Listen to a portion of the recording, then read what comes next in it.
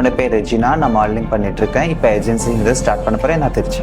நான் ரொம்ப பயம், எனக்கு ரொம்ப பயமாக இருக்கும். இப்போ உங்களை பார்த்தா எனக்கு கொஞ்சம் கேட்க யாரும் இல்லைன்னா யார் என்ன வேணாலும் பண்ணுவாங்க. அந்த மாதிரி தான் என்னோட ஒரு நிலைமையாக இருந்துச்சு. இப்போ வந்து ஒரு வீடு கிடைக்கிறதா இருக்கட்டும், ஒரு வீடு நாங்கள் வந்து போய் கேட்டோம்னா அந்த வீடு வந்து வாடகை வந்து 5000 ரூபாய் இருந்தாலும் எங்களுக்கு 15,000 ரூபாய் 10,000 ரூபாய் அந்த மாதிரி உண்மையிலே எங்களை பிரிச்சிருவாங்க. நீங்கள் டிஜி, நாங்கள் கேர்ள் அப்படின்னு சொல்லி அவங்களே பிரிச்சிருவாங்க. எனக்கு ப்ராப்ளம் ஆகல, அவங்களுக்கு தான் ரொம்ப ப்ராப்ளம். எப்படின்னா ஹவுஸ் அரெஸ்ட் பண்ணிட்டாங்க. அவங்க பாய்சன் சாப்பிட்டதுக்கு அப்புறம் தான் அவங்க வீட்டில் வந்து ஒத்துக்க ஆரம்பிச்சாங்க. ஆமாம், ரைட்ஸ் தான் வேணும், எங்களுக்குன்னு ஒரு உரிமை. Hi hello guys, welcome to everyday channel. இன்னைக்கு நம்ம எவ்ரிடே சேனலில் யார் இன்னைக்கு நம்ம நேர்காணல் பண்ண போகிறோம்னா, ஸோ இவங்களை பற்றி நம்ம சொல்லவே தேவையில்லை, ஆல்ரெடி ரொம்ப ஃபேமஸ் பாப்புலர் தான். ஸோ திருச்சி ரெஜினாவை தான் நம்ம இன்னைக்கு நேர்காணல் பண்ண வந்திருக்கோம். ஸோ ஃபர்ஸ்ட் ஆஃப் ஆல் அவங்கள வெல்கம் பண்ணிடலாம்.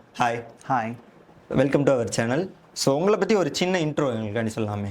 ஓகே, என்னோட பேர் ரெஜினா. நான் மாடலிங் பண்ணிட்டு இருக்கேன். இப்போ ஏஜென்சி ஸ்டார்ட் பண்ண போகிறேன். நான் திருச்சி ரெஜினான்னு பேர் வர காரணம் என்னன்னு தெரிஞ்சுக்கலாமா? திருச்சி ரெஜினா பேருங்கிறது வந்து என்னோட ஒரு அடைமொழி, ஒரு எப்படி சொல்ற ஒரு பிராண்ட் நேம். அந்த மாதிரி வந்து ஃபேஸ்புக்கில் ஸ்டார்ட் பண்ணேன் திருச்சி ரெஜினா, டிக்டாக்ல, இப்போ இன்ஸ்டாகிராம், கூகுள் எல்லாத்துலேயுமே நீங்கள் என்னோட பேர் பார்க்கலாம். ஒரு பிராண்டாக இருக்கணுன்றது. ஆமாம். ஓகே. இப்போ நீங்கள் கரண்ட்டாக என்ன பண்ணிட்டு இருக்கீங்க? நான் மாடலிங் பண்ணிட்டு இருக்கேன்.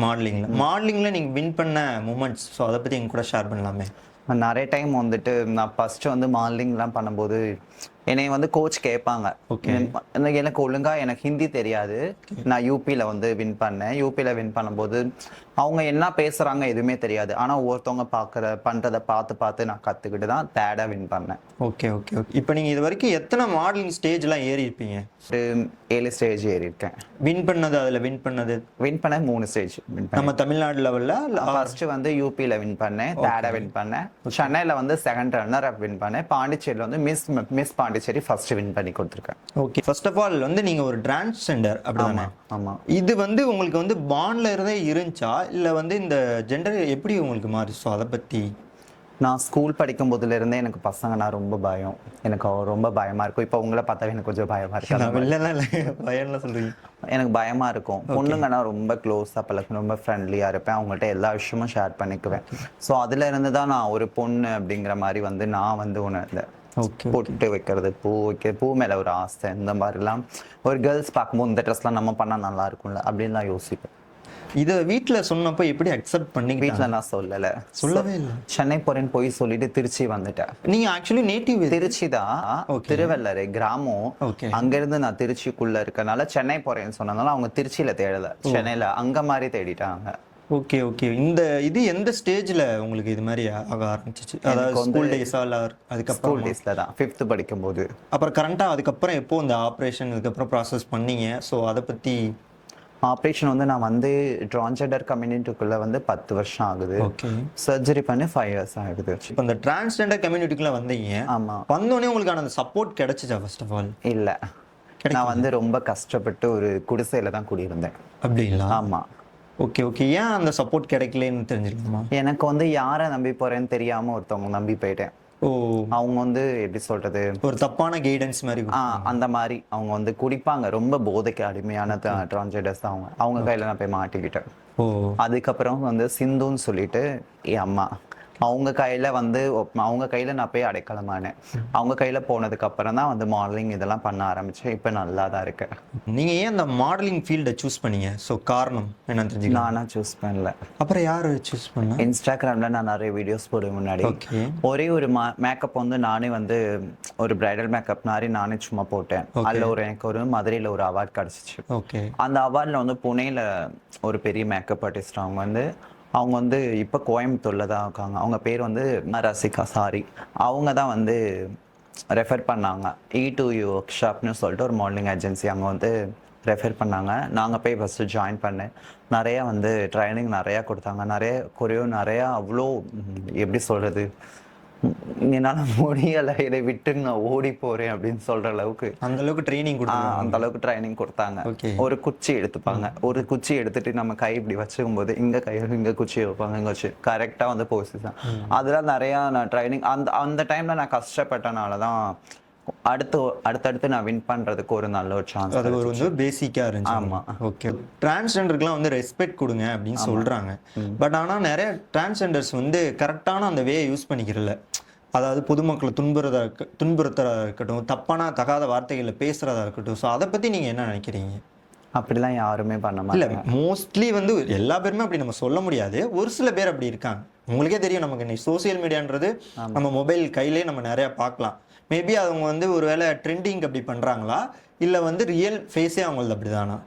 இல்லை, ஒரு திருநங்கை வந்து ப்ராப்ளம் பண்ணுறாங்க, இதெல்லாம் பண்ணுறாங்கன்னா அவங்களுக்கு வந்து மனவேதனைகள் அதிகப்படுத்துகிற மாதிரி யாராவது ஆண்களாக இருக்கட்டும், ஏதாவது பெண்களாக இருக்கட்டும், ஏதாவது பேசியிருக்கலாம். பேசிட்டு அவங்க பண்ணுறதை மட்டுமே வீடியோ எடுத்து அதை போஸ்ட் பண்ணுறதுனால அது மக்களுக்கு அது மட்டும் தான் தெரியுமே தவிர இந்த சைடு என்ன நடக்கும் யாருக்கும் தெரியாது. பட் இருந்தாலுமே ஒரு சில விஷயங்கள் வந்து நம்ம அப்படி அக்செப்ட் பண்ணி ஒரு சில திருநங்கைகள் பண்ணுறாங்க. எப்படின்னா ஒரு சில ஆண்கள் தப்பு பண்ணுற மாதிரி ஒரு சில திருநங்கைகளும் தப்பு பண்ணுறாங்க. திருநங்கை கம்யூனிட்டி வந்து திருப்பியுமே அவங்களை அக்செப்ட் பண்ணுமா? கண்டிப்பா கிடையாது. ஒருத்தவங்க தப்பு பண்ணாங்கன்னா அவங்கள வந்து தண்டனை கொடுப்போம். எங்க இதுல எப்படின்னா ஒதுக்கி வச்சிடுவோம். ஒதுக்கி வச்சுப்போம். அவங்க என்ன செய்வாங்கன்னா ஒதுக்கி வச்சாலுமே வேற ஒரு குரூப் அவங்களா சேர்ந்து கிரேட் ஆகி வேற ஒரு குரூப்க்கு போயிடுவாங்க. அந்த மாதிரி தான் பண்ணுவாங்க. இப்போ நெக்ஸ்ட் ரிலேஷன்ஷிப் வர்றப்போ நீங்க ஒரு நார்மல் ஹியூமன் பீயிங் கூட ஒரு ரிலேஷன்ஷிப் வைக்கிறீங்கன்னா இந்த சொசைட்டி வந்து உங்களை எப்படி பார்க்கும்? என்னோட லைஃப்லயே நடந்திருக்கு. எப்படின்னா ஒரு 7 வருஷத்துக்கு முன்னாடி தான் சீட்ல பஸ்ல போகும்போது ஒரு பக்கத்து சீட்ல உட்கார கூட யோசிச்சுட்டு நின்றுகிட்டே இருப்பாங்க. நான் யோசிப்பேன், எல்லா இடமும் ஃபுல்லா இருக்கு, இந்த ஒரு சீட் காலியா இருக்கு, ஏன் உட்கார மாட்டாங்க, நம்ம உட்கார்ந்தனால உட்கார மாட்டாங்க, அந்த மாதிரிலாம் யோசிச்சிருக்கேன். அவங்களா ஏத்துக்கிட்டா இன்னும் நல்லா இருக்கும். மனுஷங்களா பார்க்கணும். கண்டிப்பா. இப்ப நீங்க யாராவது ஒரு ரிலேஷன்ஷிப்ல இருக்கீங்களா? எனக்கு வந்து கல்யாணம் ஆகி 4 வருஷம் ஆகுது. மேரேஜ் ஆயிடுச்சு? ஆமா, 7 வருஷமா லவ் பண்ணிட்டு இருந்தோம். சாகுல் அவங்க பேரு. நிறைய இன்டர்வியூ கொடுத்துருக்கோம். அவங்க நானும் சேர்ந்து கொடுத்துருக்கோம். கல்யாணம் இப்போ ஒன்னாதான் இருக்கும். இப்போ ஒன்னாதான் இருக்கீங்க. Super nice. நெக்ஸ்ட் இது மாதிரி ஏதாவது ஒரு மூமெண்ட்டை வந்து நாங்கள் வந்து ரீக்ரியேட் பண்ணுவோம், இல்லை என் லைஃப்பில் வந்து இது ஒரு பிக்கஸ்ட் ட்ரீமாக இருக்குன்னா நீங்கள் என்ன ஒரு இதை சொல்லுவீங்க? என்னை இப்போதான் ஒரு பெரிய ஒரு ஆக்டர் ஆகணும். ஒரு பெரிய மாடலிங் ஏஜென்சி வந்து ஸ்டார்ட் பண்ணோம். ஸ்டார்ட் பண்ணிட்டு எங்க டிஜியில் அந்த ஒரு பீப்புள் அவங்களுக்கே வந்து நிறைய வாய்ப்பு கொடுக்கணும்னு நான் ஆசைப்படுறேன். அவங்களுக்கு ஒரு வாய்ப்பு கொடுத்து ஒரு மாடலிங்ல இருக்கட்டும், கவர்மெண்ட்ல சொல்றாங்க வேலை இருக்குன்னு சொல்லிட்டு, ஆனா ஒரு வேலையுமே கிடையாது. கிடையாது. அப்படி வேலை கொடுத்தாலுமே அது வந்து தற்காலிகமாக தான் அந்த வேலை கிடைக்குமே தவிர நிறைய இடத்துல வந்து இந்த திருநங்கைகளுக்கான ஒர்க் ஷாப்னு சொல்லிட்டு நிறைய ஒரு ஷாப் வச்சு கொடுக்குற இடம் எல்லாமே இருக்கு. அங்கேயும் நிறைய துன்புறுத்துகள் தான் இருக்குல்ல. துன்புறுத்தல் மீன்ஸ் பாலியல் ரீதியா சொல்றேன். பாலியல் ரீதியா. அதனால யாருமே போறதில்லை. இங்க இருக்கிறதுக்கு அங்க இருக்கிறதுக்கு இங்கே இருக்கலாம், அந்த மாதிரி அவங்க யோசிக்க ஆரம்பிச்சிருவாங்க. நீங்க அது மாதிரி அதாவது ஃபேஸ் பண்ண ஒரு விஷயம் பாலியல் ரீதியாவோ இல்லை அபியூஸ் பண்ண ட்ரை பண்ணிருக்காங்க, ஸோ அது மாதிரி ஏதாவது இன்சிடென்ட் உங்க லைஃப்ல நடந்திருக்கு? ஒரு 7 வருஷத்துக்கு முன்னாடி நடந்திருக்கு. வீட்டை விட்டு வெளியே வந்ததுக்கு அப்புறம் நீங்க என்ன மாதிரியான ஸ்ட்ரகிள்ஸ் எல்லாம் ஃபேஸ் பண்ணீங்க? நிறைய விஷயம். பசங்க வந்து கேட்க யாருமே இல்லைன்னா யார் என்ன வேணாலும் பண்ணுவாங்க. அந்த மாதிரி தான் என்னோட ஒரு நிலைமையா இருந்துச்சு. அப்போ வந்து ஒரு வீடு கிடைக்கிறதா இருக்கட்டும், ஒரு வீடு நாங்கள் வந்து போய் கேட்டோம்னா அந்த வீடு வந்து வாடகை வந்து 5000 ரூபாயா இருந்தாலும் எங்களுக்கு 15000 ரூபாய் 10000 ரூபாய் அந்த மாதிரி சொல்லுவாங்க. மேலே போகும்போது வந்து வீடு போய் மாடியில் இருக்கு பாருங்கன்னு சொல்லுவாங்க. மேலே பார்த்துட்டு கீழே வர்றதுக்குள்ள இல்லை எங்கள் பையன்கிட்ட வந்து அட்வான்ஸ் கொடுத்துட்டாங்க, முன்னே அட்வான்ஸ் ஒருத்தவங்க பார்த்துட்டு போயிருக்காங்க, டோக்கன் அட்வான்ஸ் கொடுத்துருக்காங்க, அவங்க பார்த்துட்டு சொல்லட்டும், இல்லைன்னா உங்களுக்கு நான் கால் பண்ணுறேன் அப்படின்னு சொல்லிட்டு அனுப்பிச்சிருவாங்க. நிறைய ஸ்ட்ரகிள்ஸ். நிறையா எனக்குலாம் வீடே கிடைச்சதில்ல. ரொம்ப கஷ்டப்பட்டு தான் வீடு கிடைச்சிருக்கு. நான் நிறைய வீடு இறங்கியிருக்கேன். கவர்மெண்ட் ஸ்கீம்ஸ்லாம் இருக்குது பார்த்தீங்களா, திருநங்கைகள்னு சொல்லிட்டு நிறைய ஸ்கீம்ஸ் எல்லாம் கொண்டு வந்துடுறாங்க. ஆமாம். ஸோ அதெல்லாம் உங்களுக்கு ப்ராப்பராக வருதா? நாங்கள் வீட்டை விட்டு வந்ததுக்கப்புறம் வந்து திருநங்கை வாரியம் சொல்லிட்டு ஒரு அட்டை, திருநங்கை நலவாரின்னு சொல்லிட்டு ஒரு அட்டை வாங்கியிருக்கோம். அடுத்து வந்து ரேஷன் கார்டு வந்து கிடைக்கும் எங்களுக்கு வந்து. அதான் டிரான்ஸ்ஜெண்டர் அட்டை அது சொல்லிட்டேன். ஆதார் கார்டு கிடைக்கும். அதை விட்டா நான் பேன் கார்டு இதெல்லாம் நாங்களே தான் இது பண்ணிக்கணும். மற்றபடி வந்து சலுகைகள்லாம் வந்து கவர்மெண்ட்ல வந்து லோன் வந்து அப்ளை பண்ணா கிடைக்கும். ஆனா அதுவுமே ரொம்ப அலையணும். எப்படின்னா ரொம்ப நாள் ஆக்குவாங்க, இழுத்தடிப்பாங்க. இன்னைக்கு வாங்க நாளைக்கு வாங்க, அவங்க டேட் சொல்லுவாங்க, ஆனால் கிடைக்காது. 100 பேர்ல ஒரு 20% கிடைக்கும், அவ்வளவுதான் கிடைக்கும். வெறும் சப்போர்ட்ன்றது சும்மா பேருக்கு ஒரு பப்ளிசிட்டி அவ்வளவு. நான் இதுவரையில ஒண்ணுமே நான் வாங்கினது கிடையாது. இந்த கார்டு இந்த இது மட்டும் தான் வாங்கிட்டேன். கவர்மெண்ட்ல இருந்து ஒரு வீடு வாங்கினது கிடையாது, நிதி உதவி வாங்கினது கிடையாது, எதுவுமே. மாடலிங் ஏஜென்சி கூட இப்ப நானா தான் வந்து ஓனா வந்து ஸ்டார்ட் பண்ணணும்னு யோசிக்கிறேன். நான் போய் கவர்மெண்ட்ல போய் சப்போர்ட் கேட்கலான்னு இருக்கேன். ஆனா அது கிடைக்குமா கிடைக்காதுன்னு கூட எனக்கு தெரியாது. உமனா பாருங்க, இல்லைன்னா எங்களை வந்து டிரான்ஸ்ஜெண்டராகவே பாருங்க. இதில் எதை சொல்லுவீங்க, உமனா பார்க்கலாமா இல்லை டிரான்ஸ்ஜெண்டராக பார்க்கலாமா? நீங்கள் டிரான்ஸ்ஜெண்டராக பார்த்தாலும் ஏன் அப்படி சொல்றீங்க? நிறைய பேர் வந்து நீங்கள் வந்து காமனாக எங்களுக்கு உமனுக்கு கொடுக்குற ரைட்ஸே கொடுக்கலாமே, ஏன் எங்களை வந்து தனியாக பிரித்து பார்க்குறீங்க அப்படின்ற மாதிரி கேட்குறாங்க. என்னதான் நான் உமன்னு சொல்லி இப்போ என்னோட எப்படி சொல்ற ஓட் ஐடியில் வந்து உமன்னு சொல்லி தான் கொடுத்துருக்காங்க. நான் போய் நிறைய டைம் வந்து கேட்டேன் டிரான்ஸ்ஜெண்டரை மாற்றி கொடுங்கன்னு சொல்லிட்டு. ஆனால் இன்னொருமே வந்து அப்படியே உமனாவே இது பண்ணாலும் அவங்க எங்க உமனே எங்களை பிரிச்சிருவாங்க. நீங்க டிஜி நாங்க கேர்ள் அப்படின்னு சொல்லி அவங்களே பிரிச்சிருவாங்க. ஆனா உங்களுக்கு உமன்ற சப்போர்ட்ன்றது கிடைக்கிறது இல்லை இப்போ உள்ள ஒரு ஜென்ரேஷன்ல கிடைக்குது. நெக்ஸ்ட் அடுத்தடுத்த ஜெனரேஷன்ல அடுத்தடுத்த திருநங்கைகளுக்கு வந்து வாழ்க்கை வந்து நல்லா போயிட்டு இருக்கல, வேலைக்கு போக ஆரம்பிச்சிருவாங்க, எல்லாம் போயிட்டு இருப்பாங்க. பாலியல் தொழிலுக்கும் சரி ஆசைக்குதுல எல்லாமே கம்மியாயிடுவாங்க. ஏன்னா எல்லாம் வேலைக்கு போக ஆரம்பிச்சிட்டாங்க பாதி பேர். சோசியல் மீடியாவில் வந்து இப்போ உங்களை பற்றி ஒரு சென்சிட்டிவாக வந்து ஒரு ரீல்ஸ் போடுறாங்கன்னா ஒரு வியூஸாக இருக்கட்டும், லைக்ஸாக இருக்கட்டும், ஷேர்ஸ் ஆகும், எக்கச்சக்கமாக இருக்கும். ஆமாம் இல்லைங்களா? ஆமாம். பட் ஆனால் அது ரியல் லைஃப்பில் வந்து அப்படியே தான் இருக்கா? இப்போ நீங்கள் டக்குனு ஒரு இடத்துல ஒரு பிரச்சனையில் மாட்டிக்கிறீங்க, உங்களுக்குன்னு சப்போர்ட் பண்ண நார்மல் பீப்புளாக இருக்கட்டும் இல்லை உங்கள் சைட் பீப்புளாக வருவாங்களா? எங்க சைடு உள்ள பீப்புள் தான் வருவாங்க. போது ஆக்சிடென்டே ஆனாலுமே பார்த்துட்டு இவங்களா அப்படின்னு சொல்லிட்டு ஒதுங்கி தான் போவாங்க, வீடியோ எடுப்பாங்க, அதான் பண்ணுவாங்க. ஆனா எங்க ஆளுங்க ஒருத்தவங்களுக்கு ஒரு ப்ராப்ளம் ஆச்சுன்னா ஒரு குரூப், எங்களுக்குன்னு ஒரு குரூப் இருக்கு. ஒருத்தவங்க வாய்ஸ் மெசேஜ் போட்டா எல்லாருமே டோட்டல் திருச்சி இருக்கட்டும், டோட்டல் தமிழ்நாடு இருக்கட்டும், எல்லாமே சப்போர்ட்டிவா எங்களுக்கு. நாங்க தான் இப்போ நீங்க சொன்னீங்க முன்னாடியே வந்து நான் அவனுக்கு வந்து மேரேஜ் ஆயிடுச்சுன்னு. ஸோ அவரை வந்து வீட்டில் அவரோட வீட்டில் அக்செப்ட் பண்ணிக்கிட்டாங்களா? அக்செப்ட் பண்ணிக்கிட்டாங்க. இதுலயுமே பேட்டி கொடுத்துருக்காங்க. அவங்களோட வீட்டில் ஃபர்ஸ்ட் சொன்னோன்னே ஓகே அப்படி இல்லை, நிறைய ப்ராப்ளம் ஆச்சு. ஓகே, ரொம்பவே எனக்கு ப்ராப்ளம் ஆகல, அவங்களுக்கு தான் ரொம்ப ப்ராப்ளம். எப்படின்னா ஹவுஸ் அரெஸ்ட் பண்ணிட்டாங்க.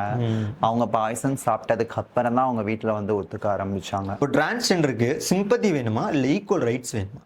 எங்களுக்கு ஈக்குவல் ரைட்ஸ் தான் வேணும். ஏன் ஈக்குவல் ரைட்ஸ் வேணும்? இப்போ நான் உங்களை கேட்குறேன், உங்களுக்கு வந்து சிம்பதி உங்க மேல நான் வந்து இறக்கப்பட்டு இந்த விஷயம் உங்களுக்கு செஞ்சா அது ஓகேவா? ஓகே தான். ஓகேவா? இறக்கப்பட்டு செய்யறது கரெக்ட் தானே? எங்களுக்கு அது வேண்டாம். இறக்க வேணாம், எங்களுக்கு ரைட்ஸ் தான் வேணுங்கிறீங்களா? ஆமா, ரைட்ஸ் தான் வேணும். எங்களுக்குன்னு ஒரு உரிமை வேணும். வீட்டில் இருக்கப்போ உங்களோட என்டர்டைன்மெண்ட் என்னவா இருக்கும்? ரீல்ஸ் பண்றது பிடிக்கும், ஃபன்னா வந்து சாங் பாடுறது பிடிக்கும், ஓகே ஓகே, டான்ஸ் ஆடுறது பிடிக்கும். ஹாபினா என்ன சொல்லுவீங்க உங்களோடது? ஹாப்பினா அதான் சொல்லிட்டேன். எனக்கு வந்து ரொம்ப பிடிச்சனா சினிமாவில் ஆக்ட் பண்ணும். ஷார்ட் ஃபிலிம் ஒன்று பண்ணியிருக்கேன், கமலின்னு சொல்லி ஒரு படம் திருச்சியில் தான் பண்ணியிருக்கேன், டிஜி மூவி.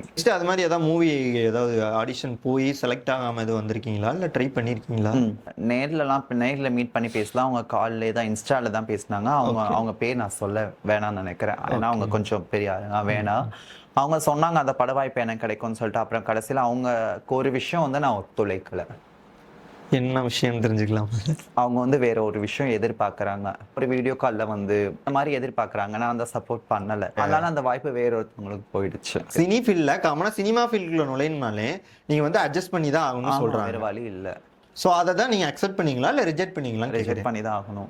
சோசியல் மீடியாவில் வந்து பேட் கமெண்ட்ஸ், ஸோ அதை பற்றி எங்க கூட ஷேர் பண்ணலாமே. நிறையா வந்திருக்கு. என்னென்ன மாதிரி கமெண்ட்ஸ்? நீங்க எங்க இருப்பீங்க, பஸ் ஸ்டாண்ட் வருவீங்களா, எவ்வளவு பிரைஸ், அந்த மாதிரி கேட்பாங்க. அதை விட்டா நீங்க வந்து தெரிஞ்சு கேட்பாங்களா தெரியாம கேட்பாங்க. ஏன் உங்க வாய்ஸ் வந்து ஜென்ஸ் வாய்ஸ்ல இருக்கு அப்படின்னு சொல்லி கேட்பாங்க. அது தெரிஞ்சு கேட்கறாங்களா தெரியாம கேட்கறாங்களா, எனக்கு அது தெரியாது இன்னொருலுமே. அப்புறம் என்ன கேட்பாங்க, உங்க நம்பர் கேட்பாங்க. அப்புறம் வந்து சாப்பிட வரலாமா வீட்டுக்கு, அது எந்த மீனிங்ல கேட்பாங்க. நிறைய பேக் கமெண்ட்ஸ் நிறைய வந்திருக்கு. ஆனா நான் கண்டுக்கவே மாட்டேன், எல்லாத்துக்கும் லைக் போட்டு போயிடுவேன். முன்னெல்லாம் நிறைய ஃபீல் பண்ணியிருக்கேன், அழுவேன். இந்த அழுவேனா ஒரு கஷ்டமா இருக்கும். அப்ப மக்கள் வந்து நம்மள இவ்வளவு கேவலமா பாக்குறாங்களான்னு சொல்லிட்டு இப்ப நான் அதெல்லாம் கண்டுக்கது இல்லை. எல்லாத்துக்கும் ஒரு பேட் கமெண்ட், அதுக்கு ஒரு லைக். அப்படி கமெண்ட் பண்றவங்களுக்கு நீங்க என்ன சொல்லணும்னு நினைக்கிறீங்க? ஸோ நீங்க கமெண்ட் பண்ண தான் நான் இன்னும் மேலும் மேலும் வளருவேன். இப்போ நீங்கள் வீட்டை விட்டு வெளியே வந்ததுக்கப்புறம் ஒரு நியூ வேர்ல்டு வந்து பார்த்துருப்பீங்க இல்லையா? நீங்கள் வந்து ஒரு மாறினதுக்கப்புறம், டிரான்ஸ் உமனாக மாறினதுக்கப்புறம் நீங்கள் ஃபேஸ் பண்ண ஸ்ட்ரகிள்ஸாக இருக்கட்டும் இல்லை மூமெண்ட்ஸாக இருக்கட்டும், ஸோ அதை பற்றி என் கூட ஷேர் பண்ணலாமே. நான் வீட்டை விட்டு வரும்போது ஃபேஸ்புக்கில் வந்து 2 திருநங்கைகள், அவங்கள நம்பி தான் நான் வந்தேன். அவங்க வந்து ஒரு தப்பான ஒரு திருநங்கைகள் தான் நான் சொல்ல முடியும். ஏன்னா அவங்க எனி டைம் குடிச்சுக்கிட்டே இருப்பாங்க. அவங்க பேரும் வந்து வேண்டாம், அவங்க பேர் வேணாம். அவங்க ரொம்ப குடிப்பாங்க. குடிச்சிட்டு ஒரு கோட்டர் செஷன் தெரியுமா, அங்கே ஒரு சைடில் பிளாட்ஃபார்ம் மாதிரி ஒரு குடிச்சு டென்ட் போட்டிருப்பாங்க. அங்கே தான் அவங்க இருப்பாங்க. நானும் அங்கே தான் தூங்குனேன். அங்கே தான் தூங்குவேன், அங்கே தான் சாப்பிடுவேன். குளிக்க ஒரு நல்ல பாத்ரூம் இருக்காது, கொசு எனி டைம் கடிச்சிட்டே இருக்கும். அந்த சைடு குடிச்சிட்டு போகிறவங்களாம் பாட்டில் தூக்கி உள்ளெல்லாம் எறிவாங்க, கல் எடுத்து எறிவாங்க. அந்த மாதிரிலாம் நிறைய விஷயம் பண்ணியிருக்காங்க. அதுல இருந்து நான் எப்படி மீண்டு வந்தேன்னா, நான் இன்னும் 2 திருநங்கை இருக்காங்க, அவங்க என்னையும் தத்தெடுத்துக்கிட்டாங்க. அங்கே வேணாம், அவங்க சரியாக பார்த்துக்கல அப்படின்னு சொல்லிட்டு நீ இங்கே வந்துருன்னு சொல்லிட்டு அவங்க கூட்டிகிட்டு போயிட்டாங்க. எப்படி சொன்னால் எங்களோட தலைவி அவங்க வந்து அவங்க கையில் கொடுத்துட்டாங்க. அவங்க நல்லா பார்த்துக்கிட்டாங்க. அதுக்கப்புறம் வந்து கோயம்புத்தூர் போயிட்டேன். கோயம்புத்தூரில் இங்கே திருச்சியில் ப்ராப்ளம் நிறையா ஆகும். கோயம்புத்தூர் போயிட்டேன். அங்கேருந்து தான் லவ் ப்ராப்ளம் ஆகி அவங்க பாய்சன் சாப்பிட்டதுக்கப்புறம் நான் திருச்சி வந்துட்டேன். திருச்சி வந்ததுக்கப்புறம் என் குரு அவங்க தான் நிறைய விஷயத்துல வந்து சப்போர்ட் பண்ணியிருக்காங்க. அவங்க பேர் வந்து சிந்துமா. அவங்க பேரை நான் வந்து பெருமையா சொல்லுவேன். ஏன்னா எனக்கு வந்து லைஃபே வந்து உருவாக்கி கொடுத்தது அவங்க தான் வந்துட்டு. ரொம்ப கஷ்டப்பட்டேன். நான் பண விஷயத்துல இருக்கட்டும், எல்லா விஷயத்துலயுமே திருநங்கையில பாதி பேர்ட்ட ஏமாந்துட்டேன். ஆனா இவங்க இன்னொரு என்கிட்ட ₹1 கூட வாங்கி சாப்பிட்டது கிடையாது. இத்தனை வருஷத்துலயுமே இன்னமும் நல்லா பாத்துக்கிறாங்க. அவங்க ஒரு பெத்த பிள்ளை எப்படி பாத்துக்குவாங்க அது மாதிரி தான் பாத்துக்கிறாங்க. இந்த பணம் விஷயத்துல ஏமாந்துட்டேன்னு சொன்னீங்க, எதுக்காண்டி அந்த மணியை கொடுத்தீங்க? சர்ஜரி பண்ணி வரேன்னு சொல்லி. Okay okay. அந்த மாதிரி வாங்கி அவங்க குடிச்சிட்டாங்க. அதை அவங்க சாப்பிட்டுருவாங்க, குடிச்சிருவாங்க. குடிச்சே காலி பண்ணிட்டாங்க. இந்த ஆப்ரேஷன்லாம் மணி அமௌண்ட் கட்டினேன்னு சொன்னீங்க, அந்த அமௌண்ட்லாம் நீங்க எப்படி வந்து ஏர்ன் பண்ணீங்க? கடையில வந்து யாசகம் கேட்டேன். நான் ஒரு 4-5 பேர் சேர்ந்துப்போம். சேர்ந்து போய் ஒரு கடைக்கு வந்து ₹2 கொடுப்பாங்க. அதுவும் கையில கொடுக்க மாட்டாங்க. இப்படி வந்து இந்த மாதிரி போடுவாங்க, இல்லைன்னா தூக்கி இப்படி போடுவாங்க. அந்த மாதிரி ஒவ்வொரு காசா வந்து எப்படின்னா 5 வருஷங்கள், நான் வந்து 10 வருஷம் ஆச்சு. சர்ஜரி பண்ண 5 வருஷம் ஆகுது. அப்போ 5 வருஷமா நான் வந்து அந்த அமௌண்ட் சேர்த்து தான், ஒரு குறிப்பிட்ட அமௌண்ட் சேர்த்து அதை நான் எனக்குன்னு உள்ள அம்மா இருக்காங்கல்ல, அவங்க கிட்ட கொடுத்து அவங்க தான் சர்ஜரி பண்ணி விட்டாங்க. அந்த சர்ஜரிக்கான செலவுகள் மொத்தம் எவ்வளோ ஆச்சு? எனக்கு எல்லாம் சேர்த்து ஃபங்க்ஷன் எல்லாம் சேர்த்து ₹3,00,000 ஆச்சு. 3 லட்சமும் நீங்க அந்த யாசகம் நான் ரெடி பண்ணதான், நானே யாசகம் கேட்டதான். யாசகம் கேட்கிறப்போ உங்களோட மனநிலை எப்படி இருந்துச்சு? நம்ம அந்த அமௌண்ட் எடுத்துருவோமா, நமக்கு நம்ம ஆப்ரேஷன் சக்சஸா நடந்துருமா? ஸோ அந்த டைம்ல உங்களோட மனநிலை எப்படி இருந்துச்சு? என்னை பொறுத்தவரையிலாம் சீக்கிரம் சர்ஜரி பண்ணும், அதை தான் யோசிச்சேன். சர்ஜரி பண்ணும், நானும் ஒரு முழு பெண்ணா வந்து மாறணும், லைஃப் வந்து புதுசா ஸ்டார்ட் பண்ணும், மற்ற கேர்ள்ஸ் மாதிரி நான் இருக்கணும், அந்த மாதிரி அது மைண்ட்ல வச்சுக்கிட்டு தான் நான் கேட்டேன். ஆப்ரேஷன் மாதிரி பார்த்தீங்கன்னா லைஃப்ல உங்களால மறக்க முடியாத விஷயங்கள்லாம் இருக்கும் இல்லையா? ஒரு வின் பண்ணதா இருக்கட்டும், லாஸ் பண்ணதா இருக்கட்டும், எனிதிங். ஸோ அதை பற்றி நீங்கள் என் கூட ஷேர் பண்ணலாமே. நான் மாடலிங்கில் தான் சொல்ல முடியும். ஏன்னா ஃபேஷன் ஷோக்கு வந்து நான் நிறைய ஹார்ட் ஒர்க் பண்ணியிருக்கேன். நிறையா எப்படி சொல்கிறது, ரொம்பவே எவ்வளோ எஃபெக்ட் போட முடியுமோ ட்ரைனிங்காக இருக்கட்டும். ஒரு ஹீல்ஸ் வந்து காலையில் வந்து போட்டோன்னா அந்த ஹீல்ஸ் போட்டு ஒரு 1 hour கூட ஃபுல்லாக நிற்க முடியாது, கால் ரொம்ப வலிக்கும். ஆனால் ஈவினிங் வந்து ஷோ நடக்குதுன்னா நான் வந்து சாப்பிட கூட அந்த ஹீல்ஸ் காலையில் போட்ட ஹீல்ஸ் வந்து ஈவினிங் வரையிலுமே அவ்வளோ கஷ்டப்பட்டு தான் நான் வந்து நிறையா வந்து எஃபெக்ட் போட்டு தான் அந்த ட்ரைனிங் நான் எடுத்துக்கிட்டேன். ஆனாலுமே ஸ்டேஜில் வந்து அந்த ட்ரைனிங் வந்து நான் வந்து மூமெண்ட் காட்டும்போது, ஆனால் அவங்க என்ன பண்ணாங்க, செகண்டாக தான் கொண்டு வந்தாங்க, செகண்ட் ரன்னரப்போ தான் கொண்டு வந்தாங்க. ஆனால் அந்த இதில் நான் வந்து ஒன்றுமே, ஒருத்தவங்க ஃபஸ்ட்டு வந்தவங்களுக்கு ஒண்ணுமே தெரியாது, சும்மா அவங்க வீட்டுக்கு போற மாதிரி நடந்து அந்த மாதிரி தான் பண்ணாங்க. நான் எப்படி சொல்ற, கொரியோகிராஃபர் அவரே திட்டினாரு வந்து, என்னம்மா வீட்டுக்கு போற மாதிரி வந்து போற அப்படின்னு சொல்லி. ஆனா அவங்களுக்கு வந்து டைட்டில் வின்னர் கொடுத்தாங்க. ஏன்னா அவங்க வந்து பணம் கொடுத்துருக்காங்க. அது எனக்கு தெரியாது. ஜூரியா வந்தவங்க எனக்கு தனியா கூப்பிட்டு பேசினாங்க. நாங்க வந்து உங்களை செலக்ட் பண்ணோம், கோச்சுக்காதம்மா, இது மாதிரி அவங்க வந்து ₹80,000 வந்து பணம் கொடுத்துருக்காங்க, கொடுத்தனால தான் அவங்க டைட்டில் வின்னர் நாங்கள் கொடுத்துருக்கோம் அப்படின்னு சொல்லி, நெக்ஸ்ட் இதில் ட்ரை பண்ணுங்க, இதுல இருந்துமே ட்ரை பண்ணுங்க அவங்க சொல்லியிருக்காங்க. அதுதான் என் மனசு ரொம்ப பாதிச்சிருக்கு, ரொம்ப அழுதுருக்கேன். மாறுதீங்க, இதுக்கப்புறம் போகவே கூடாதுன்னு நான் யோசிச்சிருக்கேன். உங்களுக்கு வந்து ஒரு பெரிய மைனஸாக இருக்குது பார்த்தீங்கன்னா அந்த குழந்தை பாக்கியம்னு சொல்லலாம். இப்போ ஆனால் அதுக்குமே இப்போ வந்து ஒரு சில சொல்யூஷன்லாம் வந்துச்சு. கர்ப்பப்பையை வச்சு ஒரு சில ஆப்ரேஷன்லாம் பண்ணி திருநங்கைகளையும் குழந்தை பற்றிக்கலான்னு சொல்லிட்டு. ஸோ அதை பற்றி நீங்கள் சொல்லாமே. தாய்லாந்துல தான் பண்றாங்க. தாய்லாந்துல தான் பண்றாங்க. வெயிட் வந்து 80 கிலோக்கு மேல இருக்கணும். Okay okay. ஆனா எனக்குலாம் நான் 50 கிலோவே தாண்டாது. உங்களுக்கு அது மாதிரி அந்த தாய்மை ஆகணுன்ற எண்ணம் இருந்துச்சு. ஆனா என்னோட உடம்பு வந்து செட் ஆகாது, என்னால கண்டிப்பா தாங்கிக்க முடியாது. ஏன்னா நான் எல்லா சர்ஜரியுமே நான் பண்ணியிருக்கேன். அப்படி இருக்கும்போது அதுலேயே நிறைய பிளட் லாஸ் ஆச்சு. இதுக்கு மேல என்னால சர்ஜரி கண்டிப்பா பண்ண முடியாது. ஆனா நிறைய பேருக்கு ஆசை, எல்லாத்தோட கனவு வந்து ஒரு குழந்தை பெற்றுக்கணும் அப்படிங்கிற ஒரு ஐடியா தான். இன்னொரு விஷயம் என்னன்னா, மணி வந்து யாரால அந்த அளவுக்கு ரெடி பண்ண முடியாது தாய்லாந்து போய் சர்ஜரி பண்ற அளவுக்கும். இன்னொன்னு என்னன்னா, அவங்க உயிரோட இருப்பாங்களா இறந்துருவாங்களான்னு தெரியாது அந்த சர்ஜரி பண்ணி. ஏன்னா அந்த 1 வருஷம், அந்த 10 மாசங்கிறது வந்து ஹாஸ்பிட்டல், அங்க 6 மாசமும் இங்க 2 மாசம் மட்டும்தான் அங்க நம்ம சொந்த ஊர்ல இருக்க முடியும். மீதியும் அங்கேயே தான் போக முடியும். போய் தான் அங்க போய் மறுபடியும் வயிற்றை கிழிச்சு தான் மறுபடியும் குழந்தை எடுக்க முடியும். நெக்ஸ்ட் நம்ம வந்து ஒரு ஃபன்னா ஒரு ரேபிட் ஃபயர் கொஸ்டின்ஸ்ல போயிடலாம் நினைக்கிறேன். போலாமா? ஃபர்ஸ்ட் கொஸ்டின், உங்களுக்கு வந்து மேக்கப்பா இல்லை எப்பவும் போல இருக்க நார்மல் லுக்கா? எப்போதும் போல இருக்க நார்மல் லுக்கா பிடிக்கும். ஏன் எப்பவும் போல நார்மல்? மேக்ஸிமம் வந்து மேக்கப் எனக்கு சுத்தமா சூட் ஆகும். இப்போ நீங்க கூட லைட்டா லிப்ஸ்டிக் போட்டுருக்காங்க. லிப்ஸ்டிக்லாம் ஒரு மேக்கப் ஆகும். அதுல மேக்கப் திங் தானேங்க? இல்ல ஃபேஸ்க்கு தான் பிடிக்கும். Okay super. நெக்ஸ்ட், ஹீல்ஸா ஆர் ஸ்னீக்கர்ஸ்? ஹீல்ஸ். ஓகே. உங்களை இன்ஸ்பயர் பண்ற ஒரு குவைட்னா என்ன குவைட் சொல்லுவீங்க? இந்த குவைட் வந்து என்னை ரொம்பவே இன்ஸ்பயர் பண்ணுச்சு. என் வாழ்க்கையில் இந்த குவைட் என்னை ரொம்பவே எப்படி சொல்றது, ஒரு டேர்னிங் பாயிண்ட் ஆச்சு, இல்லை ஒரு மோட்டிவேட் பண்ணுச்சுன்னா என்ன சொல்லுவீங்க? மாடலிங் தான் சொல்ல முடியும். மாடலிங். ஓகே. மாடலிங், இன்ஸ்டாகிராம் ஏன் சொல்லுவீங்க?